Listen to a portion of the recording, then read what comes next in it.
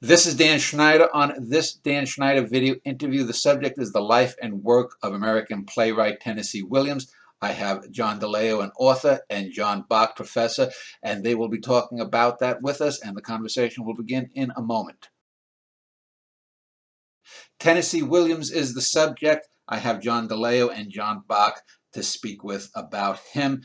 John DeLeo is on the left, John Bach on the right. Let me start with you, John DeLeo. If you could take a few minutes, give a little background about who you are, what you've written about Williams, your interest in Williams, and so forth. Okay. I am the author of 6 books on classic movies, primarily on the golden age of Hollywood. My most sort of specialized book is the Tennessee Williams book, which focuses on the films of Tennessee Williams. And when I wanted to do this book, there had already been some books on the film, so I had to find my own way in. So I thought it was very interesting that most of the major actors who appeared in one Tennessee Williams movie appeared in a second and sometimes a third. And I thought, well, that's kind of an unofficial stock company. So what if my way into the subject was through the actors? So instead of chapter 1, A Streetcar Named Desire, it's chapter 1, Marlon Brando, focused on the 2 roles he played. Chapter 2, Vivian Leigh. And so it was a book about 11 actors who were very closely allied with Williams on film, sometimes theater and film. And my background was as an actor, so for me it was the book that combined my past as an aspiring theater actor and then a writer about film. And so in the course of the year of writing the book, it was sort of like I played every great Williams role by trying to analyze Williams' intentions and then the choices made by the actors, and then deciding how successful I thought they were at achieving the goals of both Williams and, say, the director of the film. And so it was a very rewarding subject for me. It was a great year of my life. And I still feel very close, not only to all the actors who played the roles, but to the characters themselves. Other than the actors, did you also focus any bit on Kazan, since he's also so closely tied with Williams? Well, he certainly came up, of course, in the chapters with the actors who were in Streetcar and the actors in Baby Doll. But again, the focus was on the actors' careers and when they, intermingled with Williams and the impact that the actor and the playwright had on each other. And sometimes it was the peak of the actors' whole lives, certainly. My other guest is John Bach. He is a professor at, is it Whittier College that you're the professor at? No.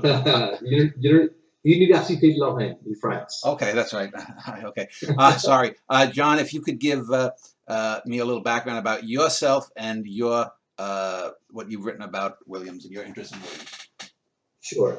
Unlike John, I came to Williams from the textual side. I have really very little theater background whatsoever. I've only performed in one play in my life, and I think that was at a Dare, and I never went back to it. So I was in the English department and studied Williams in a typical American drama class, and sort of really got to admire his work. We read obviously all the major canon writers, and we read Glass Menagerie, Streetcar Named Desire, etc. I had read Glass Menagerie in high school, but it was the first time I had read it at the graduate level.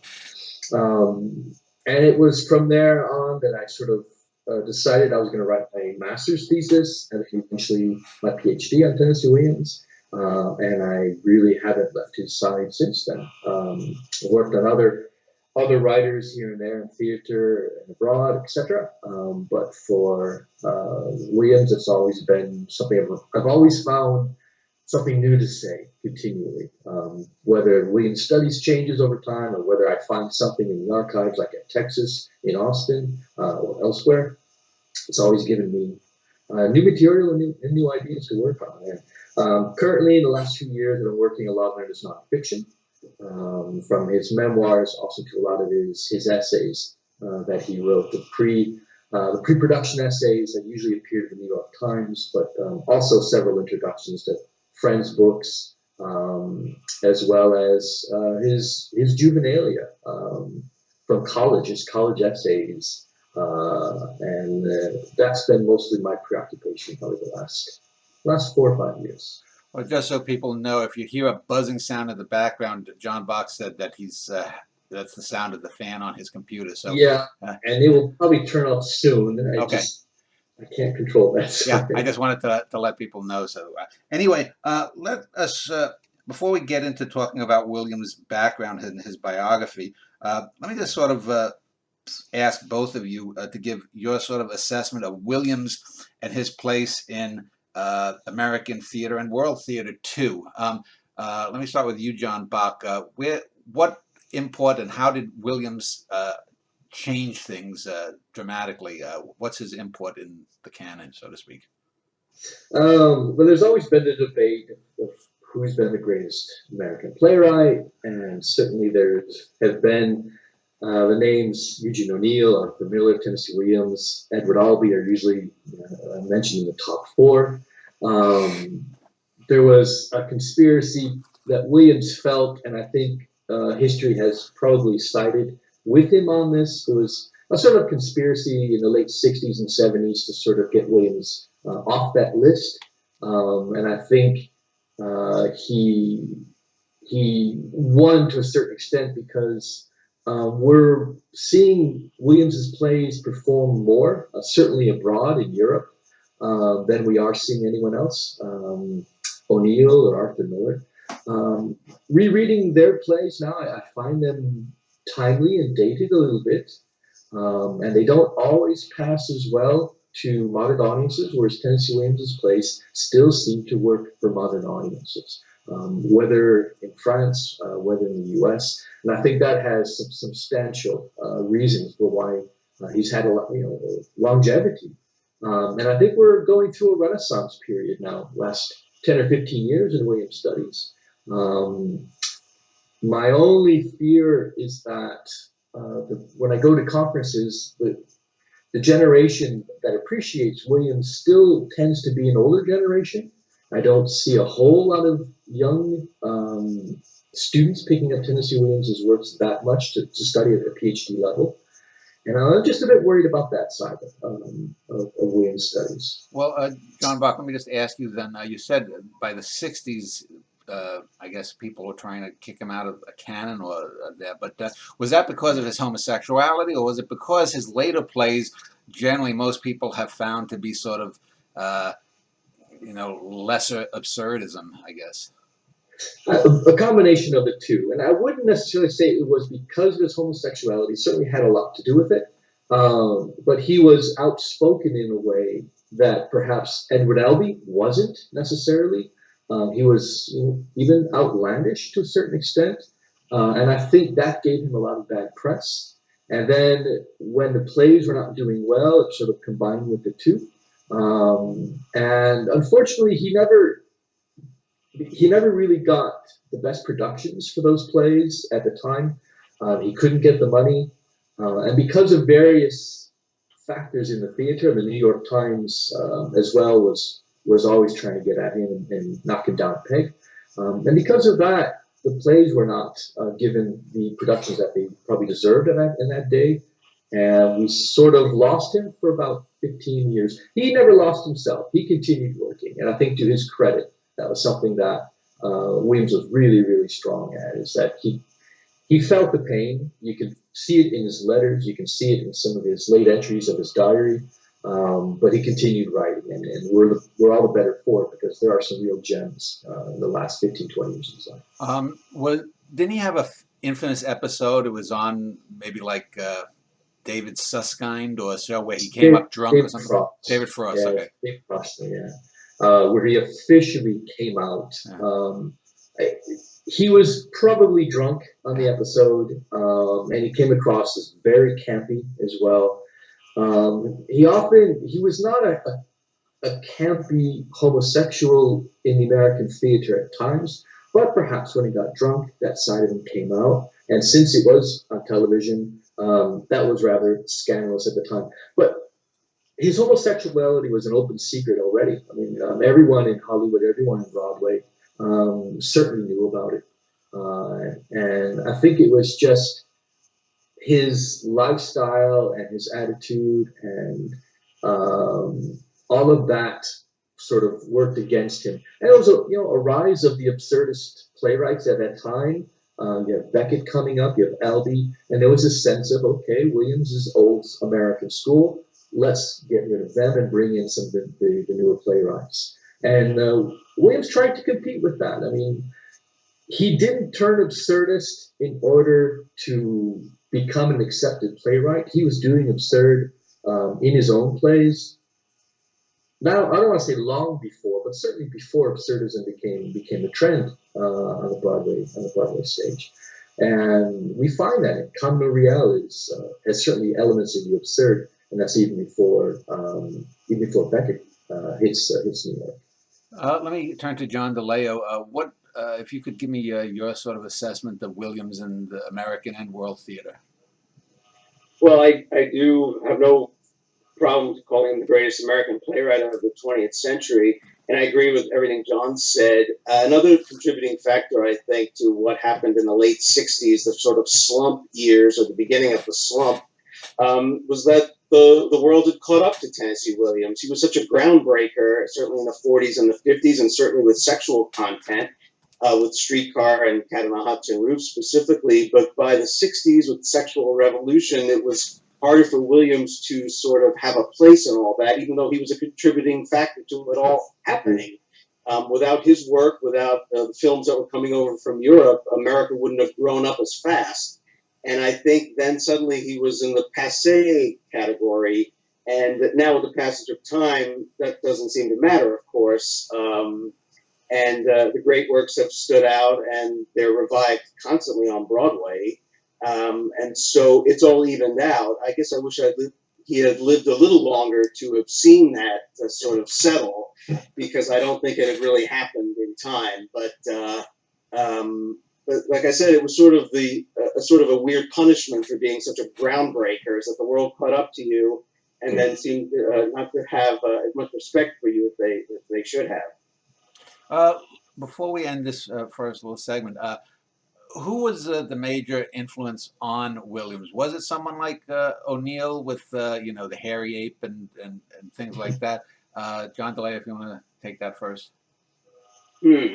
Well, again, I would come at it from the actor's point of view, and I loved reading in his memoirs about the people who influenced him, and the great Nazimova from Russia, seeing her in an Ibsen play, and working with someone like Miriam Hopkins on Battle of Angels, and how his love of Hollywood. And so writing those great roles and then creating even greater ones for so many people like Vivian Leigh and Anna Mignani to have had these muses.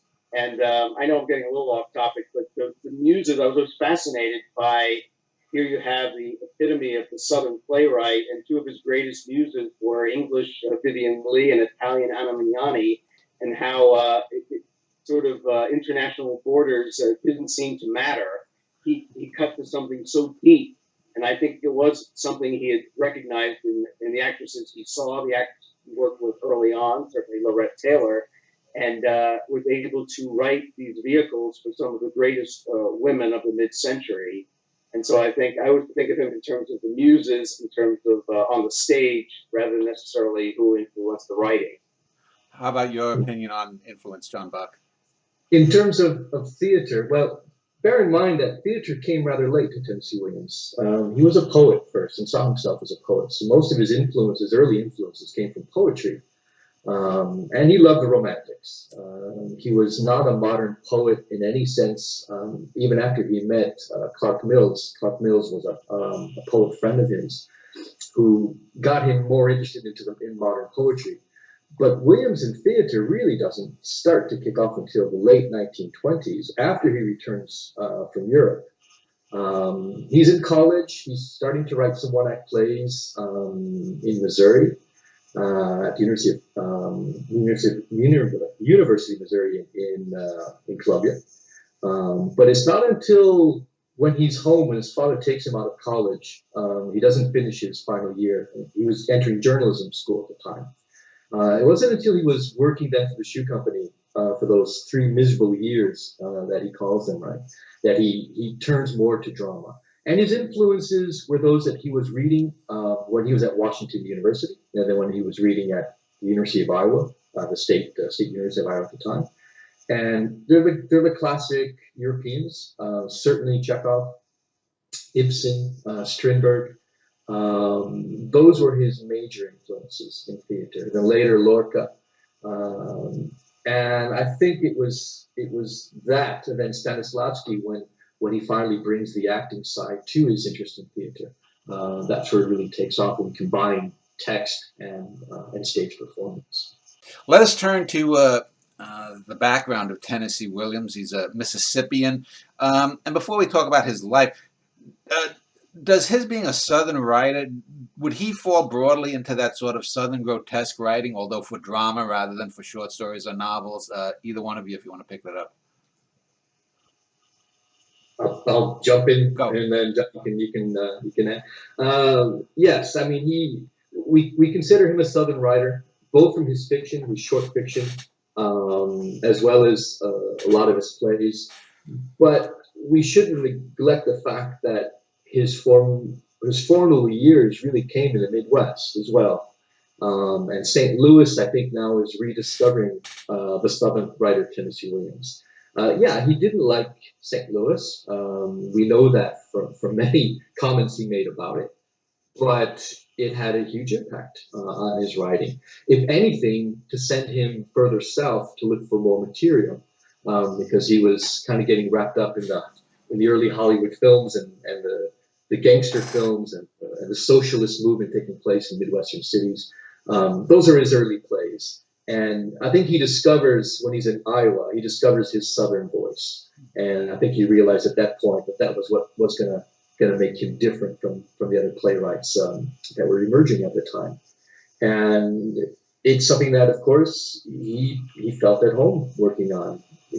He spent a lot of years, even though he lived in St. Louis, he spent a lot of time with his grandparents in Clarksdale, in Memphis. So the Southern atmosphere was always there. The characters that he wrote about in his early work were always people that he had known or come across by watching his grandfather preach. And I think in that sense, yes, it's very Southern.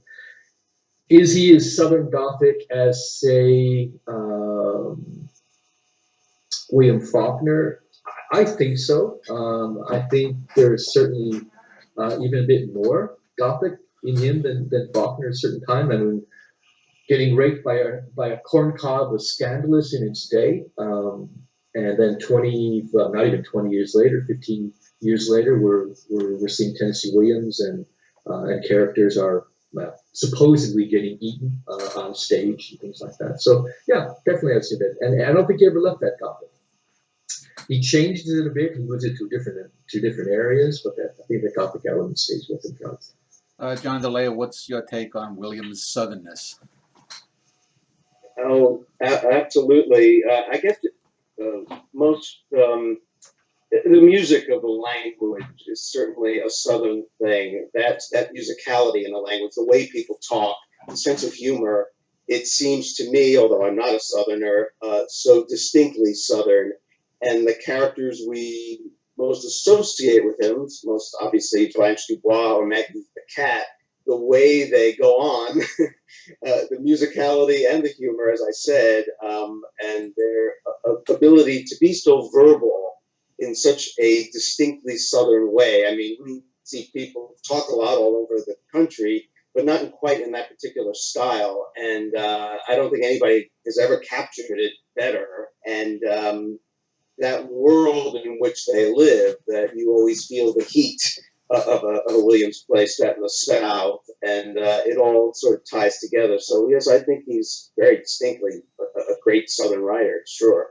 So let's talk about his family. Did he come from a literary background or an artistic background? You know, did he have an actor in the family? Did he have writers? Was there painters? You know, or was he an anomaly within his family? John Bach, if you want to go first.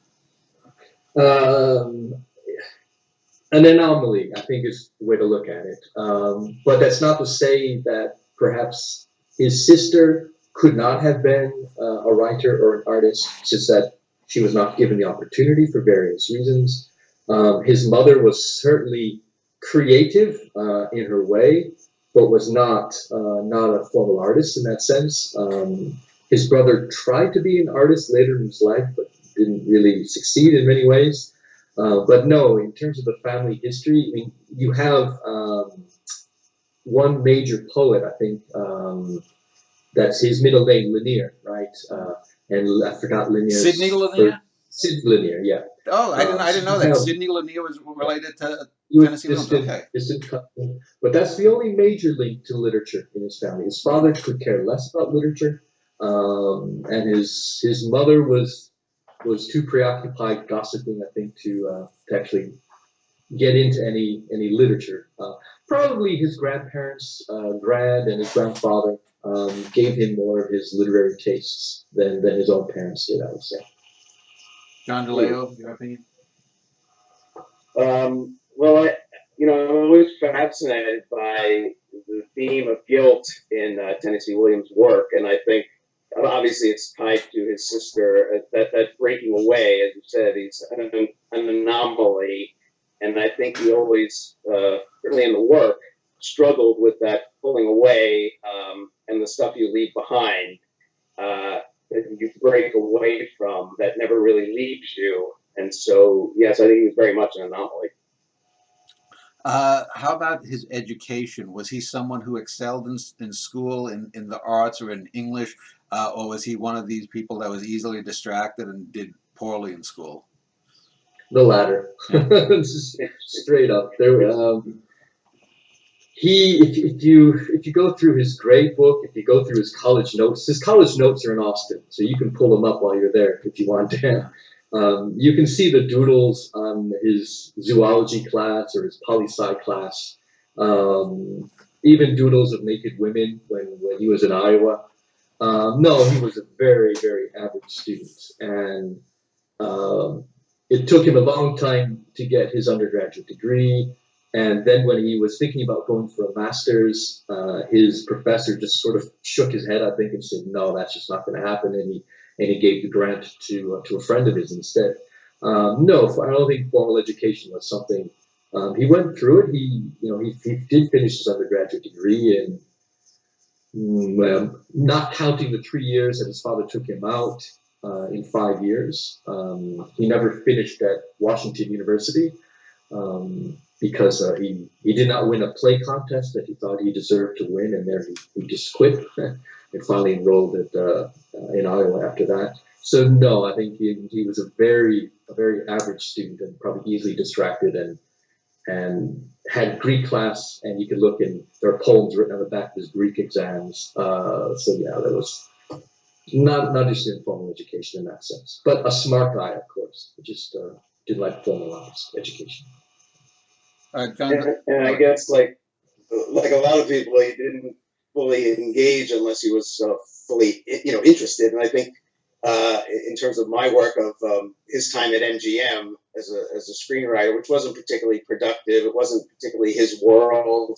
He loved movies, but he didn't necessarily love how they were made and the whole factory process. And like with the formal education, it wasn't a world that he was really comfortable in. It wasn't until he really finds where he's supposed to be that he's really productive, I guess. He's really excited when he gets to Washington University because he's been 3 years, right, working now in the shoe company. And his first diary entries for September are how excited he is now to be back among the intellectual intelligentsia. And by October, I'm so bored with college. I hate my literature professors. Why do they have to kill a poem so much? It's reading the diaries, the notebooks are enjoyable for that, because you get a different side of the Tennessee Williams that you tend to think of. John DeLeo, I believe John Bach earlier had mentioned that he started out as a poet, but after he had discovered theater, was he one of these people who was constantly hanging out with actors? Did he try to be an actor first as sort of a bridge to playwriting, and did the playwriting come later, or how did he? Yeah, not that I've ever heard. I don't think he wanted to act, but like I said, I think he was inspired by these people who could bring to life what was going on inside his head. or the characters based on family members that they could put these people on the stage and make them live. And certainly his love of performers was legendary. He said becoming great friends with many of them too. And I think his admiration was enormous. But knowing his place was to give them the material to do what they did, and of course they needed him to create those characters. So I think he certainly knew his place in that realm, and it was a perfect process between writer and interpreter. He did act a couple of times. Once when he was at the University of Iowa, he had to, as part of his the drama program there. All of the students would write little playlets, living newspaper sketch, and then they would choose 2 or 3 to perform, and then the students would play roles. So we have pictures of him that we found at Iowa, where he's playing in Richard III, minor parts. He never had a major role. He was a shy boy. I mean, he was not going to be up on stage and be a Ham by any means. However, he becomes a Ham later in life. His only other acting stint came when he performs the role of Doc in a play, Small Craft Warnings. And basically, he took the role over. If I remember correctly, the actor had left for various reasons, and he took over the role and was ad-libbing.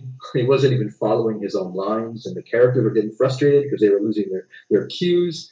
And he was hamming it up. He was playing Tennessee Williams on stage and not the character Doc. But apart from that, no, he preferred staying on the other side of the footlights, so to say.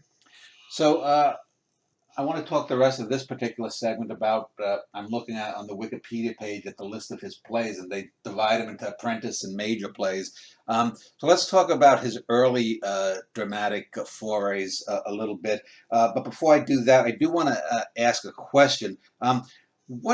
How influenced, if at all, was Williams by interactions with actors and or stage directors? I mentioned Elia Kazan, and I know that, for example, with Baby Doll, there's a famous incident where Kazan had told Williams that the actress, whose name slips my mind, who played Baby Doll, Carol Baker. Right, Carol Baker. I just saw her in a great film from '61 where she plays a woman who's got raped, but on Criterion. But there's a famous incident where he told Tennessee Williams, because Williams wanted to expand her and make her even sluttier and nuttier, and he said, there's enough Tennessee Williams here. Let me take over. So how amenable to the influence of others, actors, directors, was Williams, at least early in his career?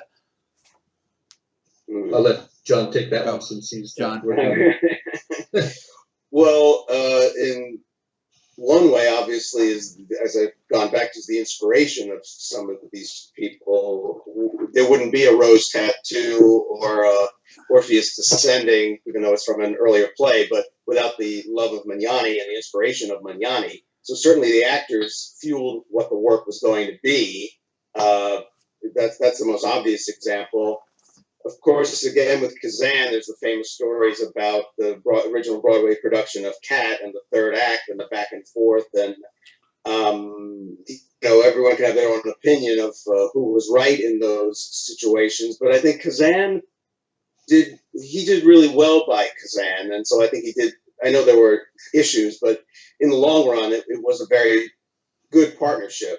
They helped make each other in so many ways. And so I guess you do have to figure out who you want to trust in your career and who you want to fight, and pick your battles wisely. So I don't know that there was another director as important in terms of Williams, certainly on the stage, and possibly in film as well. Two of the best films are Kazan films, Baby Doll and Streetcar, certainly, and also knowing how to preserve what was in the plays in the translation to film, even in times where you had to deal with censorship, but knowing how to get around it.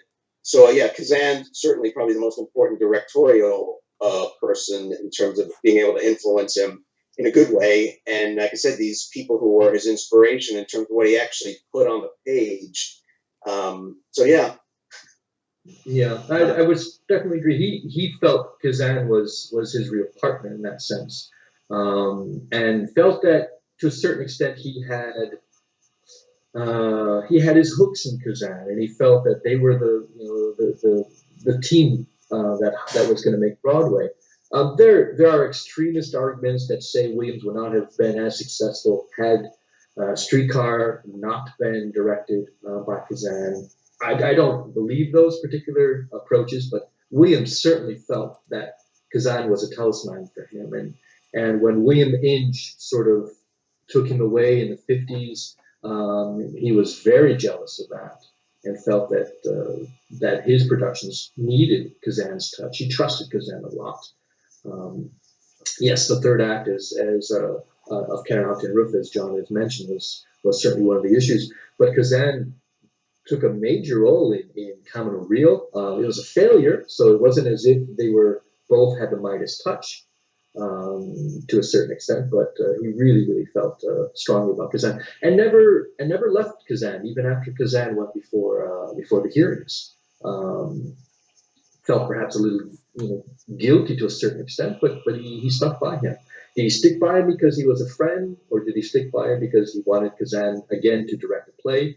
That's up for debate. But he was one of the few friends that didn't turn their back on Kazan after that.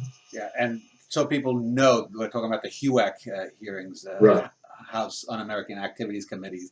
There may be people too young to know what you meant, but let me just ask, because I want to end this segment. The list has 9 apprentice plays, starting from Candles to the Sun in '36 to Stars to the Roof, Candles and Stars. Of those plays that you're familiar with, John Bach, can you give me maybe one example of something good or bad, or something that was foreshadowed into some of these earlier plays that later became a major theme in the plays that we know of as the mature Williams? Right. Well, they're all really socially motivated plays. I mean, he's coming out of the 1930s. He's coming out of the theater project. He wanted to get involved in the theater project. You can explain. Was he more Odets-like in that sense? He was never that far. Okay. I mean, his plays are still character and dialogue driven. You can watch them. They're enjoyable to watch, and you can see certain traits of these early plays. And probably Not About Nightingales is the best of that lot, at least I think. Stairs to the Roof is much more experimental, and we find already Williams playing with experimental theater in that particular play. But his early plays, Candles to the Sun, Fugitive Kind, they're influenced by Hollywood. They're influenced by the films that he would see down at St. Louis cinemas. Their dialogue is gangster-type dialogue. You have the love interest, you have the bad guy, even several one-act plays of this period. The Fat Man's Wife, Palooka, they're all about these characters you would find in the Hollywood films. And his real foray into Tennessee Williams, really Southern writer, I think comes with Springstorm, and that's the play that he's writing in Iowa that his teacher absolutely hated. And we get the famous line where after they delivered some dialogue, his teacher basically said, well, we all have to paint our nudes, don't we? And that was the famous put down that Williams got early on. But Springstorm is early stages of Glass Menagerie, early stages of Streetcar Named Desire, Summer and Smoke. And that was his real first Southern play. And the other ones, I think, are more products of Hollywood. And the WPA, he really wanted to land a WPA job. And that was one means of getting those positions. Yeah, I was just looking at the titles. They do have sort of a Warner Brothers gangsters film kind of feel just from the titles. John DeLeo, since we're talking about the films, give me your opinion of one or two of the those early plays that I mentioned, pre Glass Menagerie, and what you think. I think the only one I've seen staged was Not About Nightingales when they did it in New York many years ago. And that was a big, exciting thing to see this play we hadn't seen. Quite a striking production.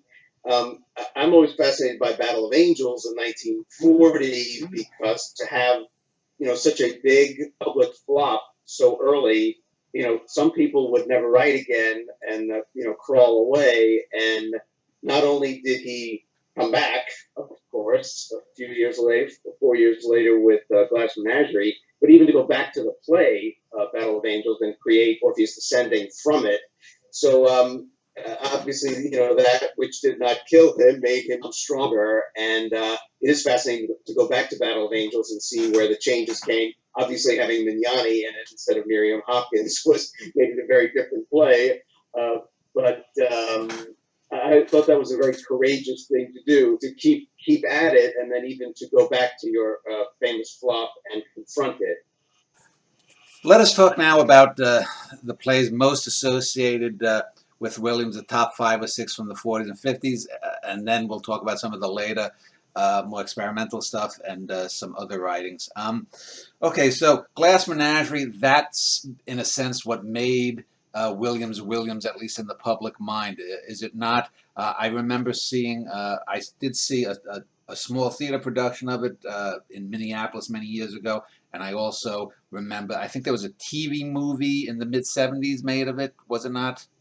Yeah, it was Catherine Hepburn. There was one with Catherine Hepburn. Right. Yeah. So let me start with you then, John DeLeo. Glass Menagerie, let's talk about it as a play and also as a turning point in his career. John, go ahead. Well, it's a gorgeous play. I mean, I talk about standing the test of time.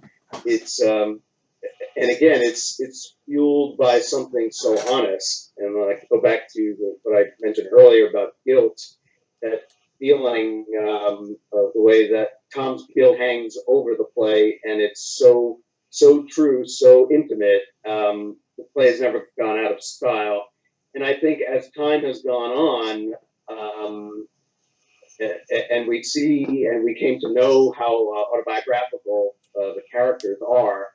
How I don't think necessarily Tom was played as a gay man in 1945 on Broadway, but when I see it now, it always seems so obvious to me that Tom is a gay man whose night out that he doesn't talk about going to the movies and whatnot, or the secret life that is something obviously he would never share.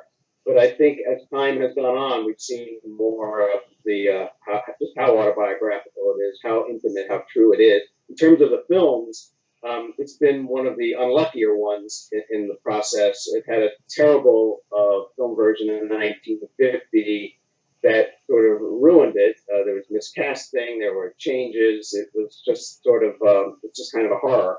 And it was not a success.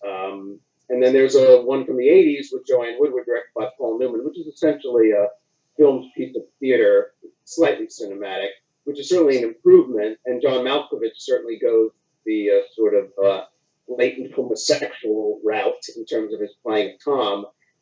But unlike something like Streetcar, there is no great film version. And there was also the one in the 60s on TV with Shirley Booth that they unearthed fairly recently and showed on, I think, Turner Classic Movies. So it certainly will never go out of style in terms of attracting actresses. It's one of the great roles, Amanda. So I guess that was a roundabout answer. John Bach, what's your take on that play as a turning point from novice to major? It was a huge turning point, and all the stars were aligning. He had dealt with those characters back in Iowa in 1937, 1938. He had dealt with them in short stories even before that. So this was the play that really took 10 years in gestation period in his life. And we can find various ways of dealing with it in manuscripts at Texas, for instance. There's plenty there to look at. But it was going to Hollywood in 1943. Right? He had written a play which he thought was actually going to sell well. You Touched Me, mostly written by him, but we still say it's co-authored with Donald Winter. And that got him in Hollywood, and and there was a sense that he thought he was going to break out in Hollywood, and just the opposite took place. And I think we all benefited from that. He got fired. He got laid off for 6 weeks first, and then he got his contract not renewed. But it was during those 6 weeks where he was paid that he could simply focus on the Glass Menagerie. His grandmother was dying at the time. His sister had just had the lobotomy in 1943. So there was this sense that so much of the tragic influence that was really taking place was coming to a head, and it comes out in that play. And that play is his way to expiate, as John said earlier, the guilt that he had towards both Roses, his grandmother, and his sister. So I want to talk before I get into the next major play, which is still, I guess, the definitive Williams play, Streetcar Named Desire. I want to talk a little bit about the actors, and both the first Broadway version, since 90% of them came over to the film version a year or two later, and the changes there. So I want to start with you, John DeLeo. Let me just talk about Brando. Streetcar, in a sense, made Brando the hot property. Is that not correct? And do you think that Brando added to the Stanley Kowalski that's on the page? Oh, certainly. It certainly did make him. He'd been in a number of Broadway shows, but not in a role of such significance. He did seem born to play it. The story goes that John Garfield was offered the role, but when he read it, and he rightly assessed that the role was significantly smaller than the female role, and as a big star, didn't think it was a big enough role for him to Broadway with. So I guess in star terms, his assessment was correct, but certainly Brando made it something perhaps more. But, Brando, I think he added something certainly significant. It's all there. I mean, again, like Kazan and Williams, Williams and Brando is another one of those things that they fueled each other beautifully. They needed each other. One of them couldn't have done it without the other in 1947. It had to be both of them. And, in terms of Brando, I mean, there couldn't have really been a Brando without John Garfield. There's always someone before you that's adding to what's coming. But that was just the moment. He was going to explode, and he couldn't have exploded without the role on paper of Stanley Kowalski. So it was a perfect fusion.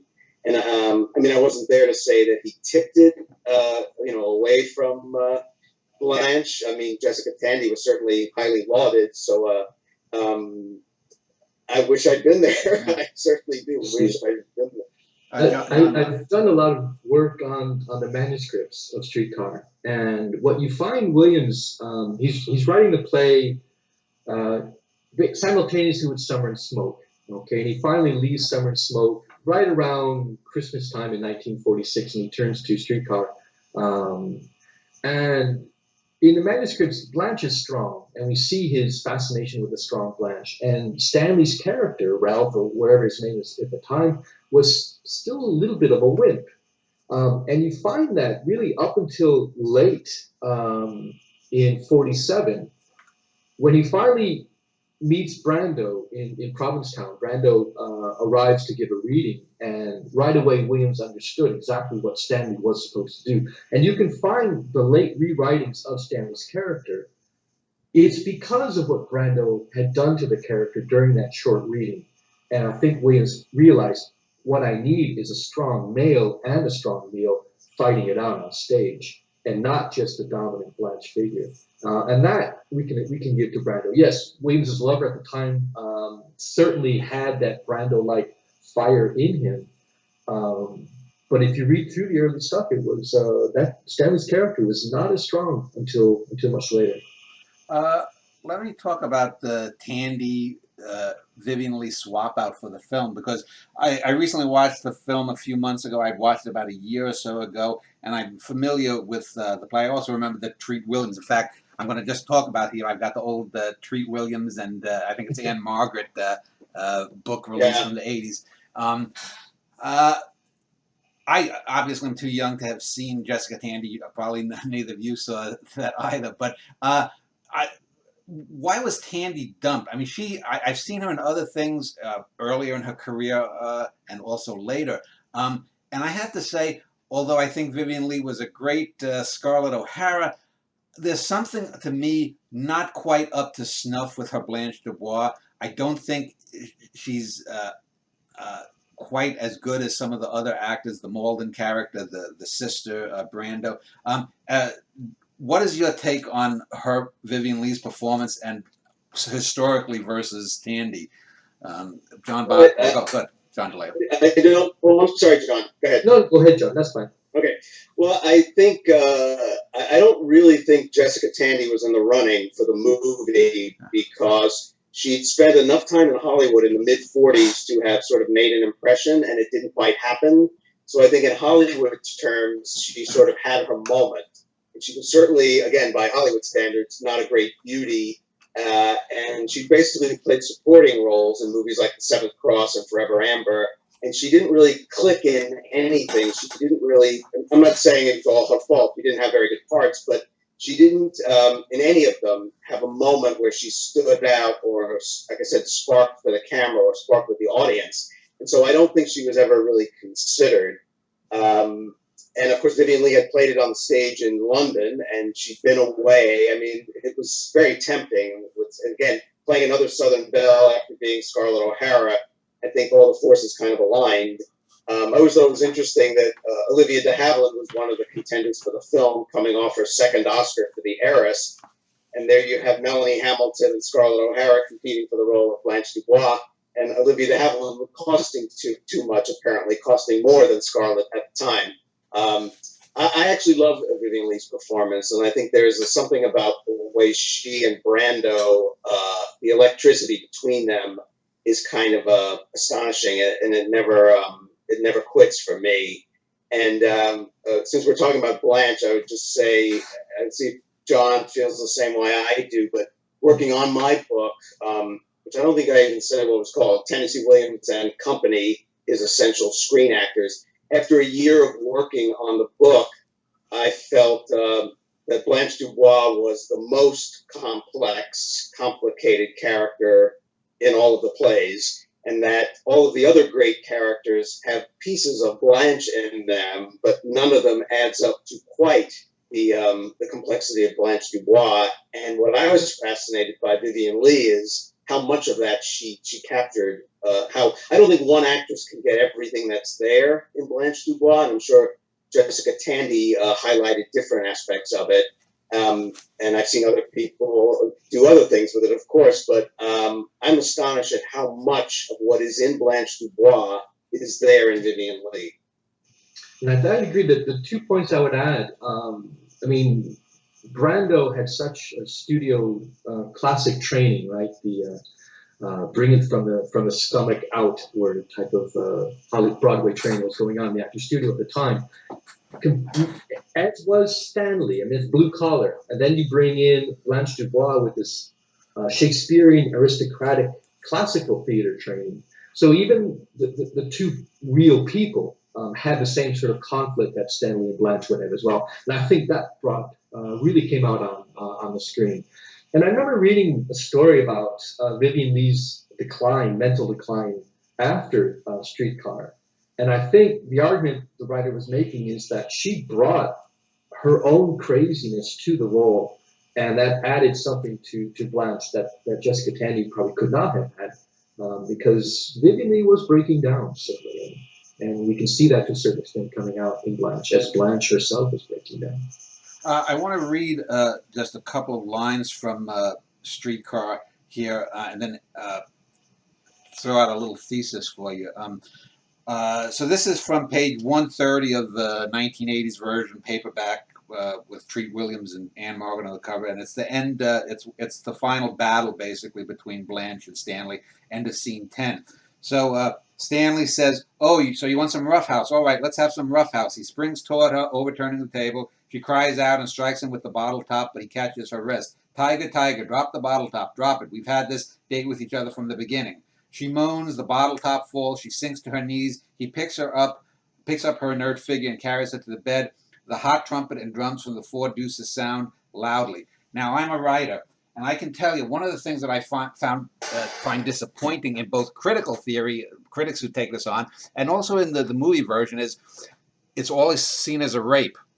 And that is written ambiguously. That is not a rape. There you have a woman who's basically been wanting to ride Stanley for the whole damn play, and she falls to her knees. He carries her off. She moans. She's inert. It's not.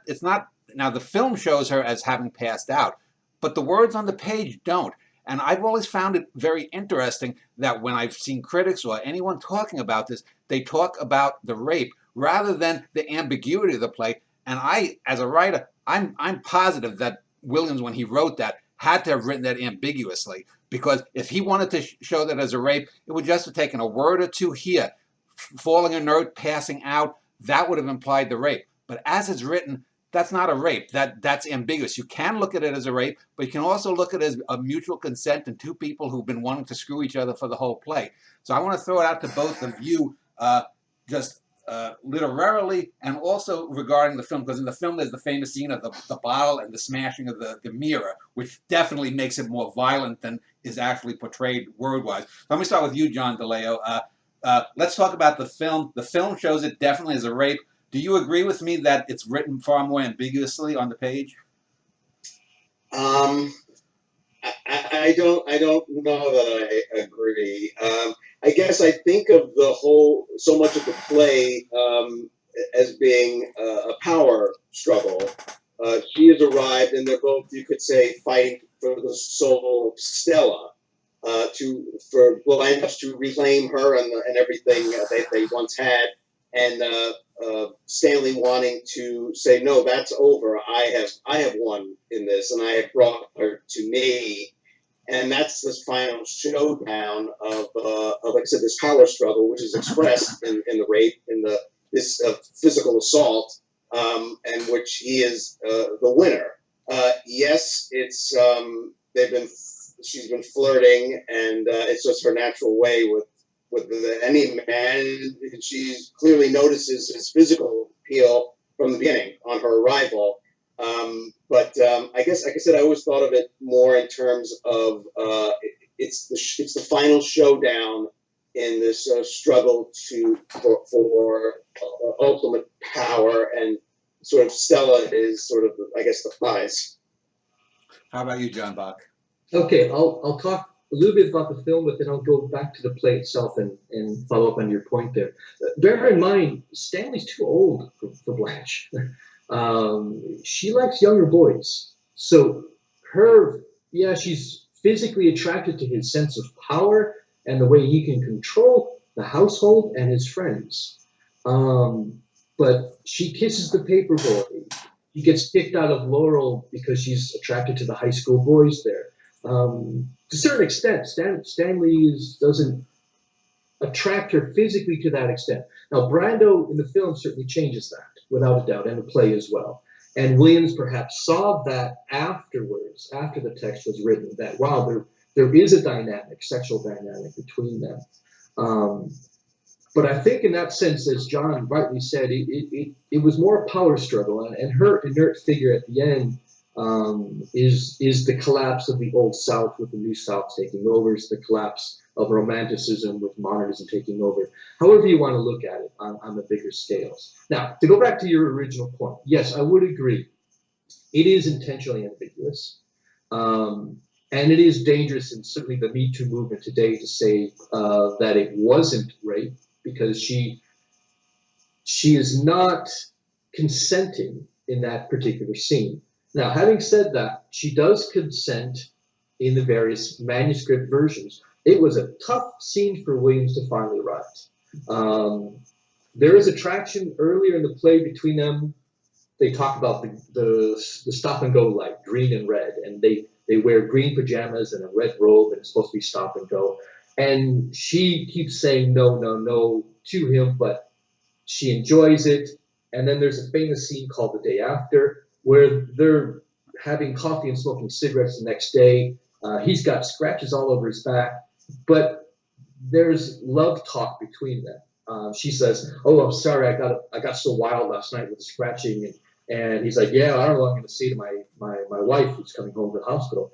So they have this scene, and she says, "Well, look, I'm going to leave. I won't bother you. We just had this one night together." So even in Williams's mind, there was going to be some sexual unity there by the end. It gets more complicated because Williams himself is complicated in sexuality. He liked rough trade. He liked that rough side of sexuality, and I think you find that to a certain extent in the struggle between Blanche and Stanley. Is it rape? Yes, it is. Is it ambiguous to a certain extent where a theater director could portray it as a violent sex play? Sure. A director could have that license and come back to it. I know that other productions have taken more Blanche's side recently, and they make it a violent rape. Sometimes I think there was a production not long ago where the rape scene took place for like 3 or 4 minutes, and there's no sense of, well, this is sex, this is donnelly. So yes, it's ambiguous, and I think Williams wants to keep it that way because he's drawn himself to that sort of violent sex play. But I think, as John said, first and foremost, it's a struggle for power, and sex is being used as the means with which that power is being meted out. And was the mirror breaking scene in the film there as part of the Hays Code that, oh, this definitely says it's rape?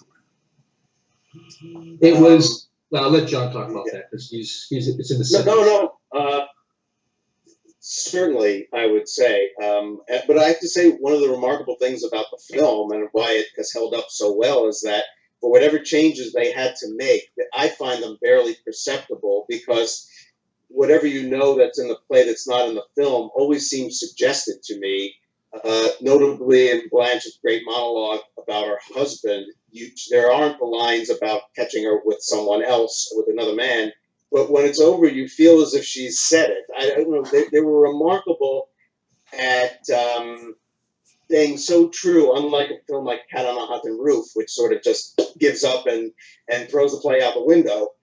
Streetcar, whatever concessions had to be made, was able to suggest everything, I think. And I just find it, and again, that's was having Kazan on the premises, Sure. who directed the play and knew it had to be there, and even Vivian Lee having played it. Everybody had played it. So all those little hints that we get throughout the movie fill in those lapses so beautifully. Yeah, I agree with that. When they were fighting Breen and who was the head of the Hays Code at the time, and there are plenty of letters. We can document exactly what was going on. Kazan and Williams both said, "Look, that scene is vital. We're not going to cut it out.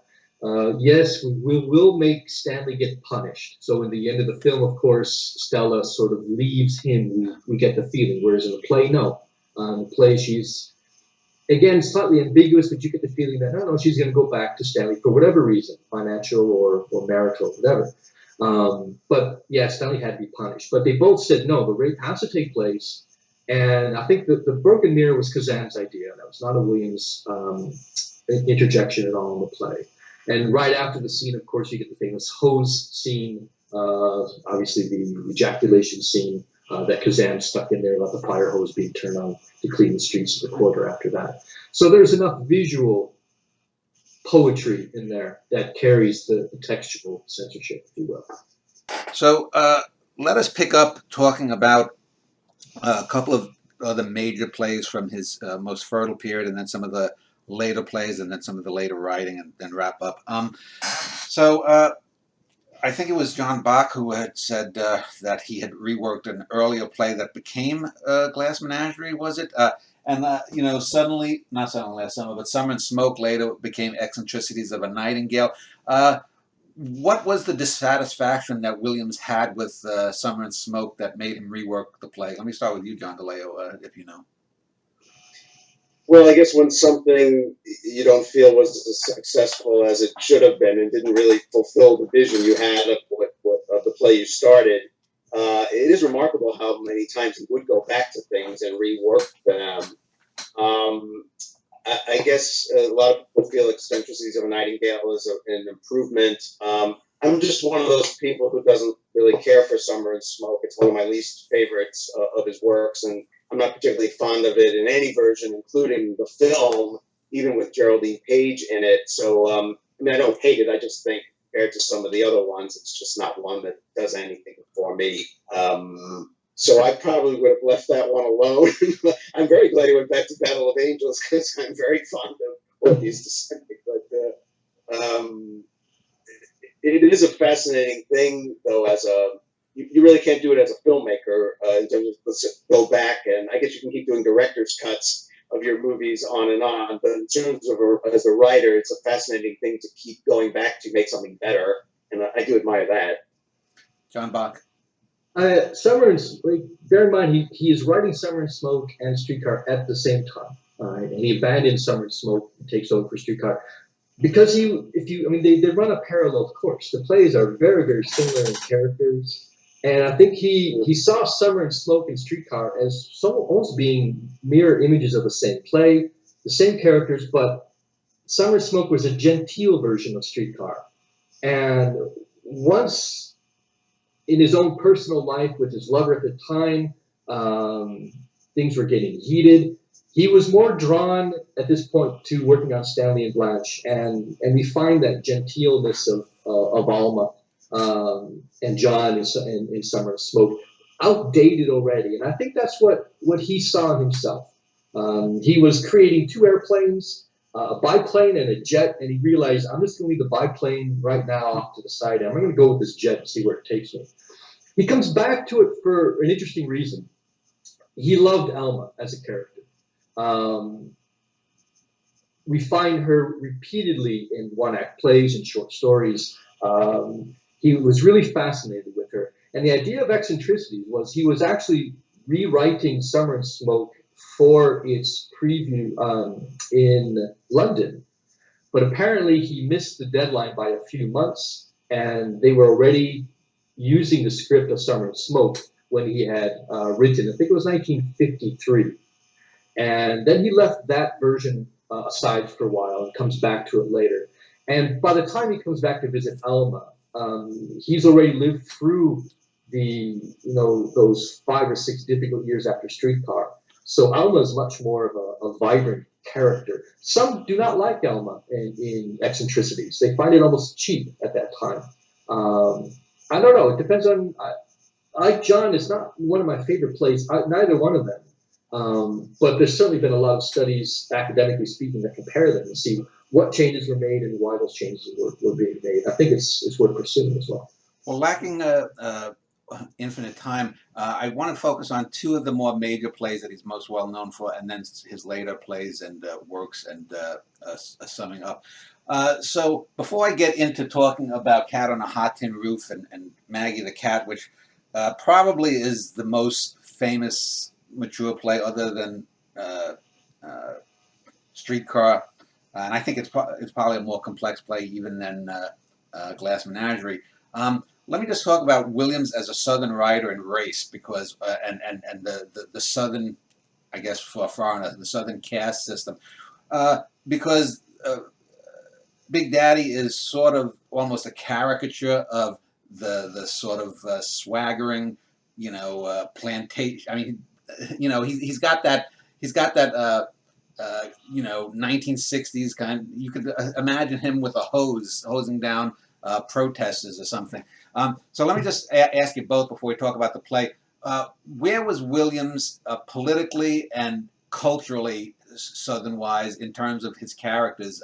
Did he sympathize with the old Southern ways or not, for people who don't know? Let me start with you, John DeLeo. Oh, I don't know.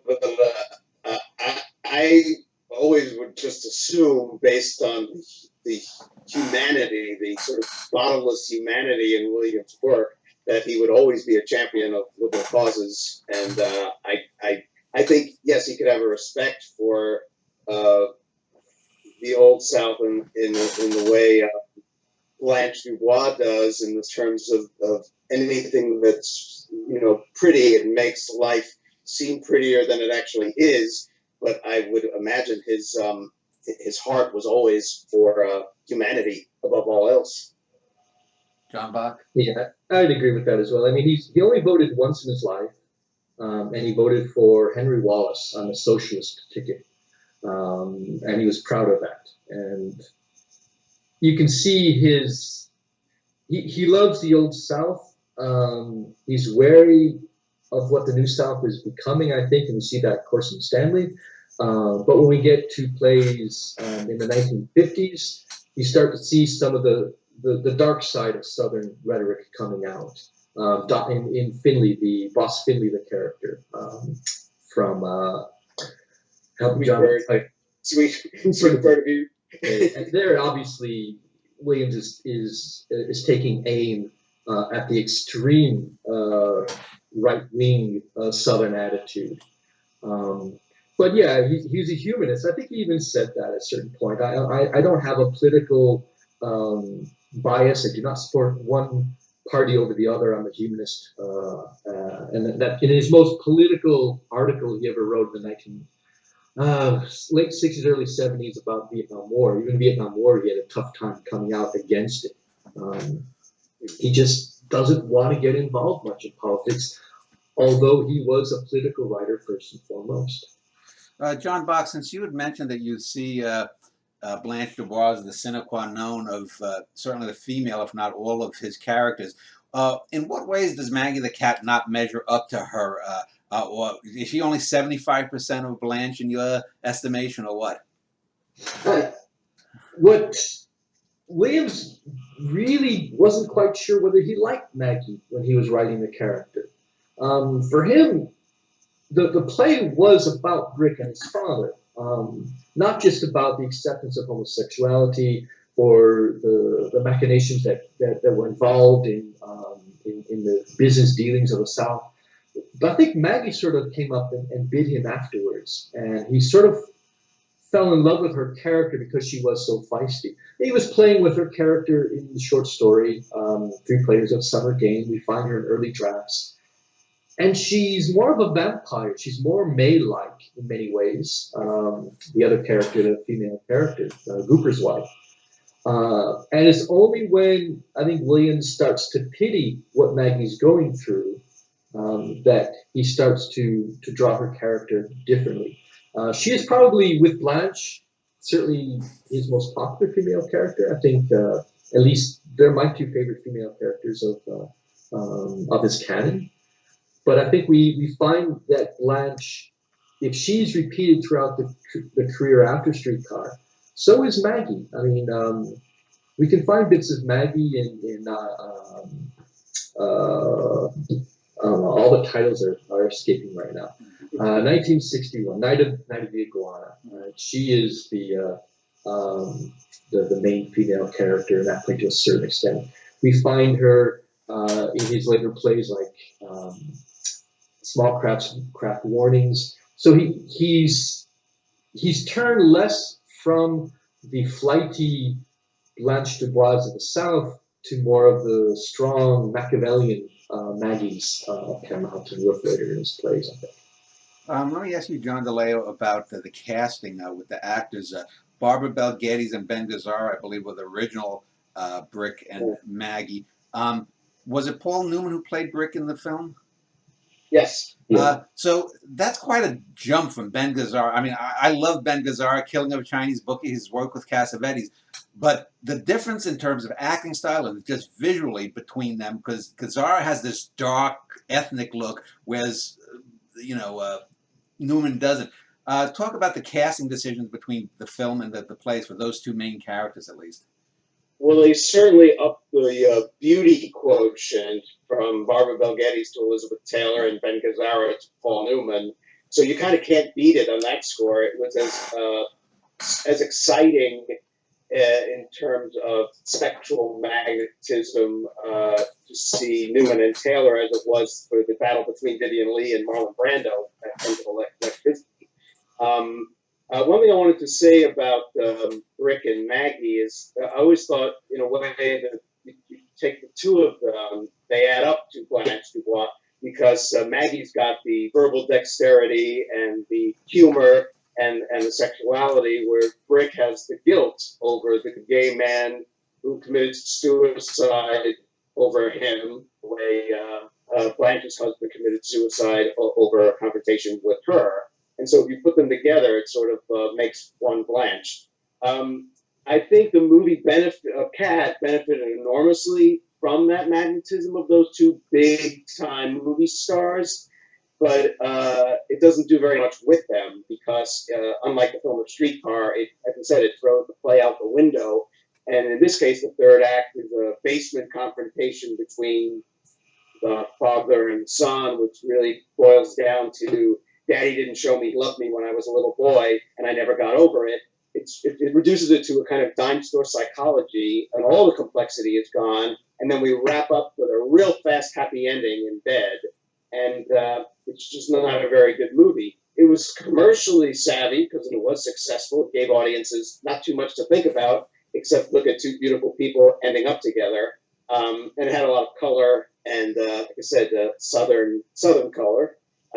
But it's just a shame that at that particular moment, it had Richard Brooks, but maybe if it had Kazan on board, it could have been protected in a way that it wasn't.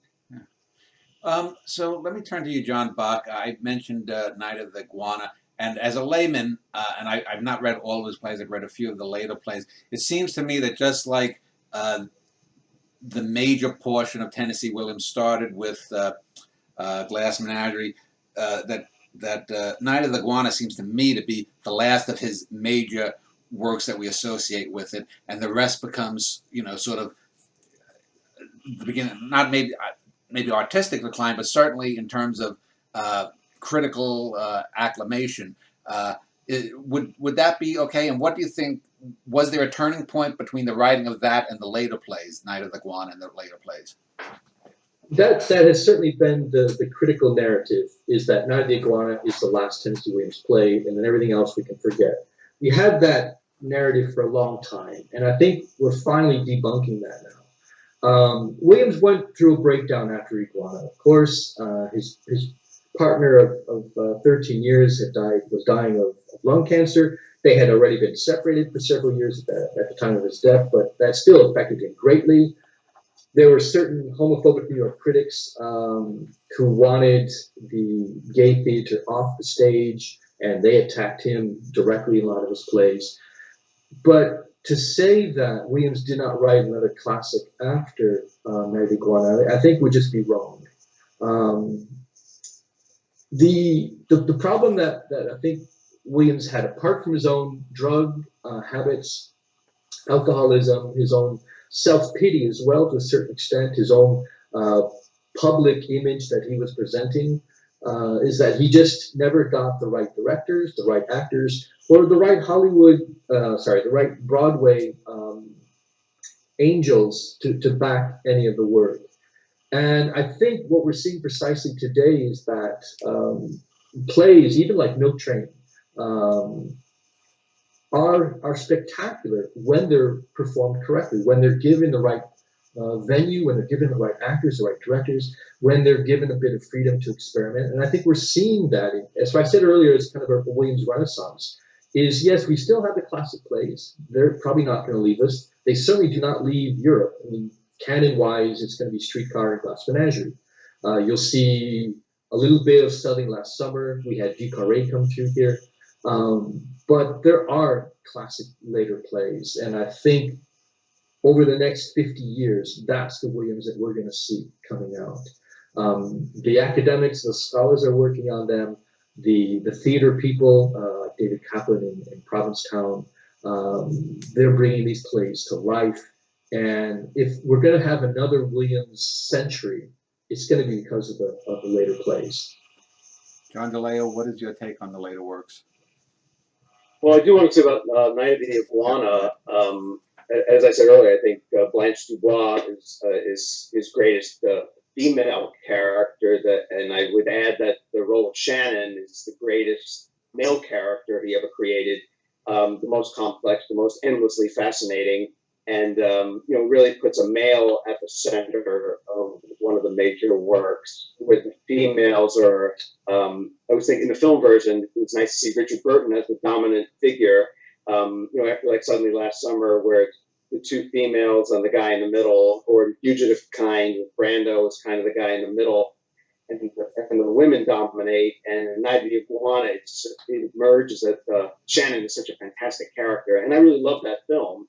And of course, one of the problems with the later works when Hollywood stops making your plays into film, because as John said, they weren't financially successful or critically successful, it really helps. It's just a fact of life. It really helps when there's a famous, really good movie version of anything, in terms of keeping it in the public eye. In fact, that there's a great film version of Streetcar means people are constantly being aware of whether a production of it ever comes to town or if it revived on Broadway. And it's a much tougher road for a lot of plays where the titles aren't recognizable. And as John said, it will be very interesting to see what emerges in the next 50 years, of which ones sort of bubble to the surface. But like I said, there's always an advantage to things that have a famous movie version. So I want to talk, just to wrap this up, about his non-theatrical dramatic work. I grew up in the 1970s and 80s, and there was a term called the David Hasselhoff effect, the American actor who was in Baywatch and before that in Knight Rider, where every actor seemed to want to be a singer, and every singer seemed to want to be an actor. And the literary equivalent of that is novelists and playwrights and screenwriters, all they seem to want to be poets. And yet if you look at the poetry of Williams, or if you look at the poetry of O'Neill, or you look at the poetry of some of the novelists, like I've seen some of William Faulkner's poetry, it's uniformly bad. I mean, the best poetry he wrote was in the plays, Williams, I mean. And I just wonder, do you think that Williams at some level would have preferred to have been the tragic romantic poet, or do you think that he realized at the end his niche was drama? Let me start with you, John DeLeo. Well, gosh, for someone who so clearly had the gift for creating complicated characters and to be able to give them illuminating dialogue, I guess, we always want to do what people tell us we're not as good at. We always tend to take for granted the things we do easily. I'm not necessarily saying that's the case with him, but it's a logical a way to behave. He's, one of the fortunate ones who had found his niche and found recognition as something he was remarkable at. So, I mean, he did his Rum and Spring of Mrs. Stone was not a play, it was the novella, and in memoirs he said it's his favorite film version of all his works. And it's not really anybody else's favorite film version of all his works, but maybe the fact that it was him stepping out of the comfort zone of playwriting, that he had a special attachment to that particular piece. I don't know. But like I said, I think we tend to give lesser value to the things where we do more easily. So I don't know if that plays into it. That's my impression. John Bach, your comment on his poetry and his theatrical poetry. Yeah, Williams is a good minor poet. And I think if you look at him that way, he wrote some really good poetry. The problem, I think, with Williams is that he was writing 19th century poetry at a time when America, poetry in general, modernism, was exploding that 19th century voice. But he never wanted to let it go, and he never did let it go. Even his later poems in the collection Androgyny Mon Amour, they're still very 19th century romantic in verse. He always wrote in verse. There's very few non-versified poems that he wrote. He wrote a lot of sonnets. And I think just very simply, he realized he was not going to make a living off his poetry. I mean, he would get a $20 award here and there. And then when he finally saw the wealth involved in Broadway, and then the money that came from Hollywood, it was just, a recognition of, okay, well, this is going to actually put bread on the table. And I can always work my poetry into plays, but I cannot work plays into my poetry necessarily. And some of his poems were like his short fiction. They were first attempts at some of the themes or some of the lines that would appear later in his plays as well. But he never let it go. He was a poet until his final days, and not a bad poet, in fact. So John Bach, you had said in the next 50 or so years, you think that the narrative about Williams will change to the later plays. Any other final thoughts on further Williamsiana, if you will, in the future? Sure. I'll conclude with this really good tidbit. The narrative basically is that Williams, from Glass Menagerie to, say, Night of the Iguana, is textual. In other words, we read him in school. On paper, they stand up as classic pieces of art. The Williams from 1962 onwards is performance-based. The texts don't carry much with them. And I remember reading some of his late plays, and I remember reading one in particular called Green Eyes. And it's just about, again, a newlywed couple in the South, probably in their late 20s, and they're discussing the husband is interrogating the wife why she came home late, and she basically, they have a fight, and we find out that through the fight that she had a lover in the French Quarter that night, and he was probably, we don't know, he has green eyes. On text, I first read it, I thought, wow, this is just kind of harking back to some of his earlier plays. And then I saw it performed, and I realized I was just dead wrong. Through the performance of the play, which he never got when he was alive in the 1970s, no one could see the place that way. What you realize is that, no, this is a couple that perhaps is making this up, and this is part of their daily sex play, and it becomes violent, like we talked about with Blanche and Stanley. And Green Eyes suddenly became a different play for me, and it would not have been that way if I had just read it.